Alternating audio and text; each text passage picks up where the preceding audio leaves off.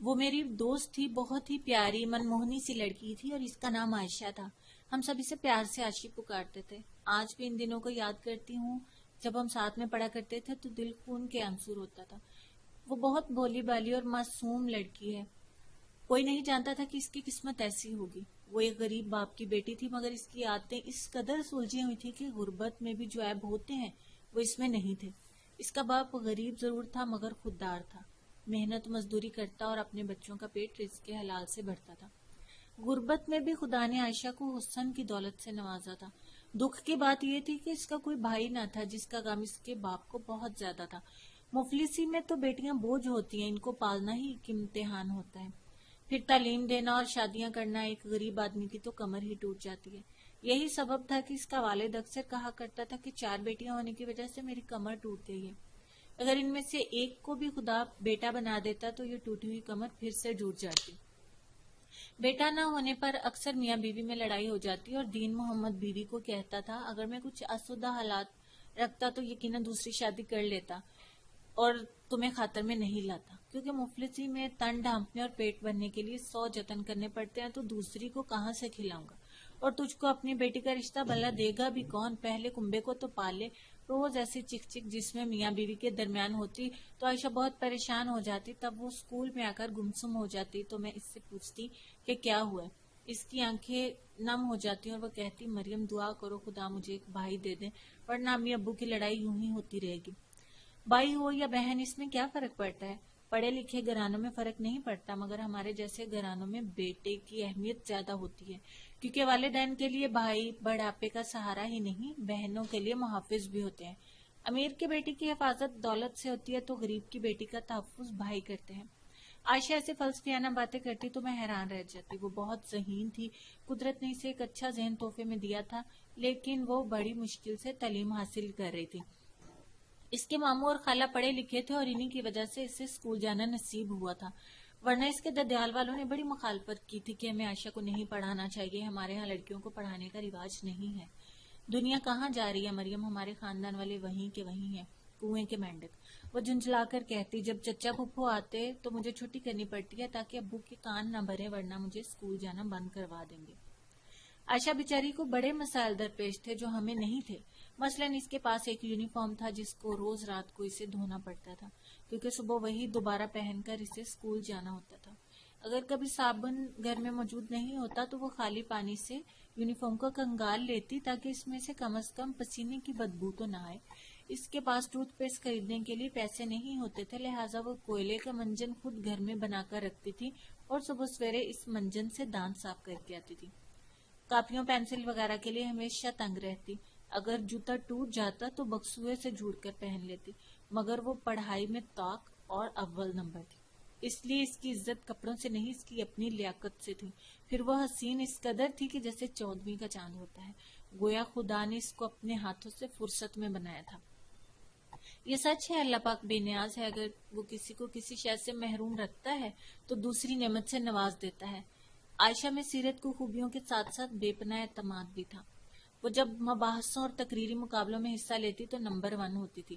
غربت کے باوجود اس میں بہت زیادہ اعتماد تھا، وہ اعتماد کی دولت سے مالا مال تھی۔ وہ غربت کے حلیے میں بھی امیر نظر آتی تھی، یہی وجہ تھی کہ ہر بات میں آگے آگے ہوتی تھی اور احساس سے کمتری اس کو چھو کر بھی نہیں گزرا تھا۔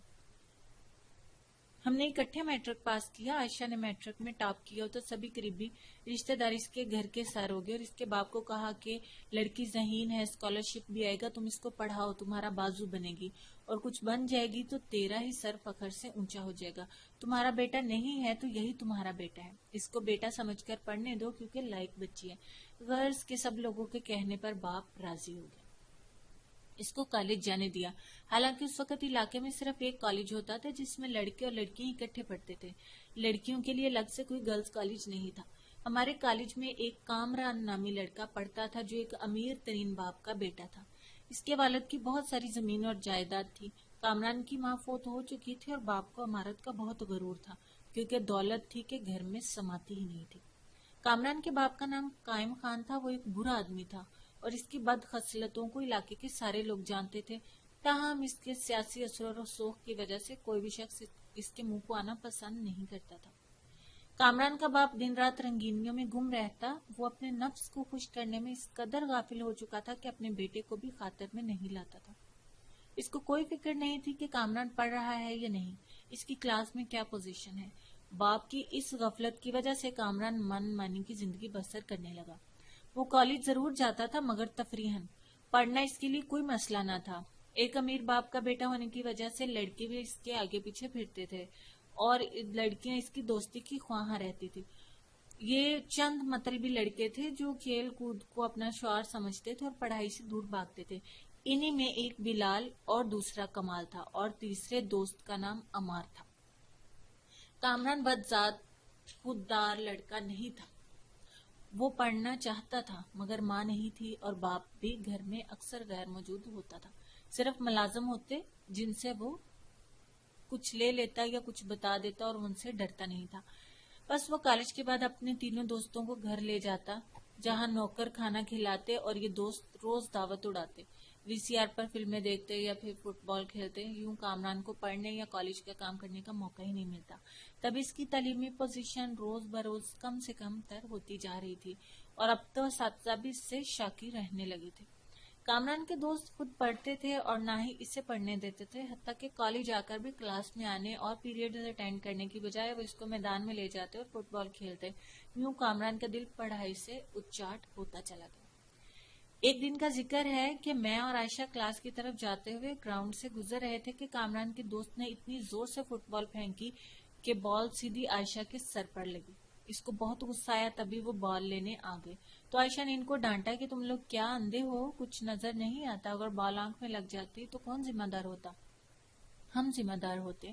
کامران کے دوستوں نے کہا تو عائشہ نے جل کر جواب دیا کہ تم خاک ذمہ دار ہوتے. تم جیسے پاگل تو بس ہر وقت فٹ بال ہی کھیل سکتے ہیں، ان کو ذمہ داریوں کا کیا احساس. یہ کہہ کر میرے ساتھ کلاس کی اسی وقت ایک لیکچرر کا ادھر سے گزر ہوا. انہوں نے ان لڑکوں کو کھیلتے پایا تو پاس بلا کر کہا کہ یہ کھیل کا پیریڈ نہیں ہے، لہٰذا جاؤ اور جا کر کلاس اٹینڈ کرو. تبھی یہ بھی کلاس میں آ گئے. اسی وقت لیکچرر اندر آ گئے اور سوالات کرنے لگے. سب نے ہاتھ کھڑا کیا مگر کامران اور اس کے دوست گمسم بیٹھے تھے. ٹیچرز جانتے تھے کہ ان لڑکوں کو کچھ نہیں آتا، بس انہوں نے باقی طلباء کو چھوڑ کر انہی سے سوالات شروع کر دیے. تینوں کو باری باری کھڑا کیا مگر تینوں میں سے کسی نے کسی بھی سوال کا جواب نہیں دیا. پھر انہوں نے عائشہ سے کہا کہ ان کو جواب بتاؤ. عائشہ نے فوراً بتایا اور یہ شرمندہ ہو گئے. لیکچرر نے وارننگ دی کہ اگر تم تینوں کل تیاری نہیں کر کے آئے تو میں آپ لوگوں کو کلاس سے باہر کر دوں گا. پیریڈ ختم ہو گیا تو عائشہ نے ان سے کہا کہ بے عزتی کرانے سے بہتر ہے پڑھ کر آیا کرو اور ہر وقت فٹ بال نہ کھیلا کرو. اس پر کامران بولا اگر تم مجھ سے دوستی کر لو تو وعدہ کرتا ہوں کبھی فٹ بال نہیں کھیلوں گا بلکہ پوزیشن لوں گا اور تم کو ہرا دوں گا. چلو مقابلہ رہا. عائشہ نے اس کو چیلنج کیا. ہاں مقابلہ رہا. اس نے بھی لہجے کی مضبوطی سے اس چیلنج کو قبول کرتے ہوئے کہا. اگلے روز جب کلاس ہوئی تو کامران کو عائشہ کے برابر والی نشست ملی اور وہ کھیلنے بھی نہیں گیا مگر جب لیکچرر نے سوالات شروع کیے تو وہ گھبرانے لگا. عائشہ نے اس کی کیفیت دیکھی تو مسکرا دی اور جب لیکچرر نے کامران سے سوال کیا وہ پریشان ہونے لگا. تبھی عائشہ نے سوال کا جواب پرچے پر لکھ کر اس کے آگے کر دیا. اس نے جواب پڑھا اور سر کو بتا دیا. اس روز سے ان دونوں کی دوستی ہو گئی. ایک روز کامران نے عائشہ سے عجیب سا سوال کر دیا کہ تم مجھ سے شادی کرو گی؟ یہ سوال سن کر وہ اداس ہو گئی. کہنے لگی کامران تم ایک امیر باپ کے بیٹے اور میں ایک غریب باپ کی بیٹی ہوں. ہمارے اور تمہارے درمیان اتنا زیادہ فرق ہے، کم از کم اس جہاں میں تو ہماری شادی نہیں ہو سکتی. وہ کہنے لگا بس اتنی سی بات سے پریشان ہو، یہ کوئی پریشانی کی بات نہیں ہے کیونکہ میری نظر میں امیری غریبی کوئی معنی نہیں رکھتی. تم فکر نہ کرو، میں اپنے ابو سے بات کر لوں گا، بس تم اپنی رضامندی مجھے بتا دو. کامران کا خیال غلط نکلا کیونکہ امیری غریبی کا فرق معنی رکھتا ہے. جب اس نے اپنے باپ سے بات کی تو اس کے ابو نے صاف صاف انکار کر دیا بلکہ کامران کو بہت زیادہ ڈانٹا. خبردار آئندہ ان کمذات لوگوں کا میرے سامنے نام بھی مت لینا کیونکہ موری کی اینٹ چوبارے میں نہیں لگتی اور نہ ہی مخمل میں ٹاٹ کا پیوند لگ سکتا ہے. کامران بہت بد مزہ ہوا. وہ باپ کا جواب سن کر مرجھا سا گیا لیکن باپ نے اس کی ذہنی اذیت کا کوئی خیال نہ کیا بلکہ اس کو کہہ دیا کہ میں تمہاری شادی اپنے دوست کی بیٹی ہینا سے کروں گا. وہ کروڑ پتی لوگ ہیں اور ان کا بہت بڑا بزنس بیرون ملک میں ہے. کامران FSC میں فیل ہو گیا. باپ نے اسے بیرون ملک تعلیم کے لیے بھجوانے کا انتظام کیا. وہ لندن جانا نہیں چاہتا تھا اور ہر حال میں عائشہ سے شادی کرنا چاہتا تھا. اس نے عائشہ سے کہا کہ ابو ایسے نہیں مانیں گے، تم میرے ساتھ نکل چلو، میں تم کو اپنی خالہ کے گھر لے جاؤں گا اور پھر ہم وہاں نکاح کر لیں گے. عائشہ بولی میرے ابو کا کیا ہوگا، کیونکہ وہ مجھ کو بیٹی نہیں بیٹا سمجھ کر پڑھا رہے ہیں. ایسا میں ہرگز نہیں کروں گی، بے شک عمر بھر شادی نہ ہو. انہی دنوں کالج میں سالانہ فنکشن ہوا جس میں کامران کے والد کو بطور مہمان خصوصی مدعو کیا گیا. جب وہ مہمان خصوصی بنے اسٹیج پر بیٹھے تھے، اسی وقت ان طلبات کو انعام دینے کے لیے اسٹیج پر بلایا گیا جنہوں نے اپنی کلاسوں میں فرسٹ پوزیشن لی تھی. عائشہ کو بھی بلایا گیا تھا اور قائم خان نے اس کو اول پوزیشن آنے پر انعام دیا. تب اس کو پتا چلا کہ یہ وہی عائشہ ہے جس سے اس کا بیٹا شادی کرنے کو کہہ رہا تھا. بہرحال قائم خان اس لڑکی کی خوبصورتی سے بے حد مسحور ہوا اور اس کے حسن میں کھو کر رہ گیا. آج گھر آ کر اس نے پہلا کام یہ کیا کہ اپنے بیٹے کا داخلہ انگلینڈ کرانے کے لیے اپنے دوستوں کو فون کیا اور پھر جلد از جلد تمام عمل مکمل کرائے. صرف 2 ماہ لگے اور کامران کو انگلینڈ بھجوا دیا. اس کے بعد وہ قدم اٹھایا جس کے بارے میں کوئی سوچ بھی نہیں سکتا تھا. قائم خان کی عمر 50 برس تھی جبکہ عائشہ کی عمر صرف 17 سال تھی، مگر عمر کے اس فرق کو بھی پس پش ڈال کر وہ صرف دولت کے زور پر عائشہ کے والد کے پاس گیا اور رشتہ طلب کیا. عائشہ کے باپ نے سمجھایا کہ اپنے بیٹے کے لیے آیا ہے، شاید تبھی کہہ رہا ہے صاحب آپ بڑے آدمی ہیں، ہم غریب لوگ ہیں، پھر یہ رشتہ کیسے ہو سکتا ہے؟ کیوں نہیں ہو سکتا دین محمد، قائم خان نے کہا. امیر غریب سب انسان اللہ کی نظر میں برابر ہیں، سب اسی کی مخلوق ہیں، لہٰذا تم اس بات کو چھوڑ دو. ہاں اپنی شرطیں بتا دو، کہو تو تمہاری بیٹی کو ہم سونے میں تول کر لے جائیں گے، بنگلہ، زیورات، باغ، زمین جو کہو اس کے نام لکھ دیں گے. دین محمد بیچارہ پریشان تھا، کیا جواب دیتا. اس کو یقین نہیں آ رہا تھا کہ اس امیر آدمی کی اس مفلسی کے باوجود اس سے رشتہ داری کرنا چاہتا ہے. اس نے جھجکتے ہوئے کہا کہ ہاں چلیں ٹھیک ہے. خان محمد نے کہا کہ وہ رشتہ اپنے بیٹے کے لیے نہیں بلکہ اپنے لیے مانگ رہا ہے تو دین محمد کے پیروں کے تلے سے زمین نکل گئی. اس کو سوچتے پا کر قائم خان بولا دیکھو دین محمد، اگر تم کو عزت راس نہیں تو ہم کو بھی ٹیڑھی انگلی سے گھی نکالنا آتا ہے. عزت اور شرافت سے بیٹی ہم سے بیاہ دو ورنہ ہم اسے ویسے اٹھوا کر لے جائیں گے اور تم ہاتھ ملتے رہ جانا، اس کے سوا تم کچھ کر نہیں سکو گے. پھر پولیس تمہاری نہیں ہماری سنے گی اور جب رپورٹ لکھوانے تھانے جاؤ گے تو جیل میں بھی تم کو ہی جانا ہوگا. بولو عزت منظور ہے یا بے عزتی؟ یہ بات اس نے جتنی بے شرمی سے کہی تھی وہ دین محمد کی کھوپڑی میں اچھی طرح آ گئی اور اس نے کہا کہ سوچ کر جواب دوں گا. سوچ کر کیا جواب دینا ہے، بس تیاری کرو، 1 ہفتے کے اندر اندر نکاح کر کے بیٹی کو عزت سے رخصت کر دو. یہ ہمارے محلوں کی رانی ہوگی اور اپنی قسمت پر ناز کرے گی اور تم بھی. ہمارے ساتھ تمہاری رشتہ داری تم کو فرش سے آسمان پر پہنچا دے گی. اس جہاں میں امیر کی جیت اور غریب کی ہار ہوتی ہے. دین محمد نے کچھ سوچ کر اس مطالبے سے سمجھوتا کر لیا کیونکہ اس کی 3 اور بھی بیٹیاں تھیں جن کو عزت سے وہ اچھے گھرانوں میں ہی بیاہنا چاہتا تھا. پھر غربت کو گلے سے لگا کر رکھنے میں فائدہ ہی کیا تھا.